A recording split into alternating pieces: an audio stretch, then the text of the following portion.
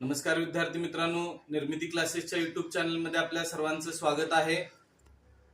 MHT CET चा form ज्या विद्यार्थ्यांनी भरलेला आहे त्या विद्यार्थ्यांच्यासाठी महत्त्वाचे अपडेट आता आलेले आहे।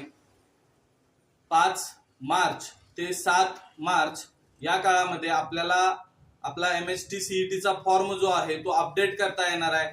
त्याच्यामध्ये काही करेक्शन्स करता येणार आहेत। दरवर्षीप्रमाणे आपलं नाव, जन्मतारीख, फोटो, सही आणि जेंडर अशा 5 गोष्टी आपण अपडेट करू शकतोय।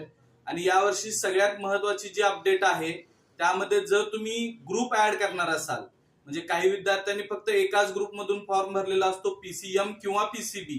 जर समजा तुम्हाला दुसऱ्या ग्रुपमधून सुद्धा फॉर्म भरायचा असेल तरी सुद्धा तुम्ही आता ते अपडेट करू शकताय।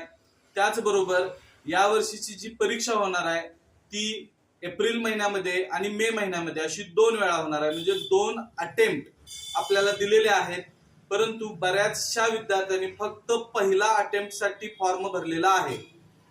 या दोन्ही अटेम्प्ट पैकी ज्या अटेम्प्टला तुम्हाला मार्क जास्त पडतील, जास्त मार्क मिळतील, तेच मार्क पुढे ऍडमिशन साठी ग्राह्य धरले जाणार आहेत। त्यामुळं तुम्ही शक्यतो दोन्ही अटेम्प्ट भरणं गरजेचं आहे। जर तुम्हाला दुसरा अटेम्प्ट भरायचा असेल तर तुम्ही 5 मार्च ते 7 मार्च या कालावधीमध्ये ते करू शकताय। जर तुम्हाला तुमचा ग्रुप ऍड करायचा असेल, अटेम्प्ट ऍड करायचा असेल तर लवकरात लवकर तुमच्या नेट कॅफेला जा आणि तिथं तुमचा जो काय फॉर्म अपडेट करायचा आहे तो करून घ्या। धन्यवाद।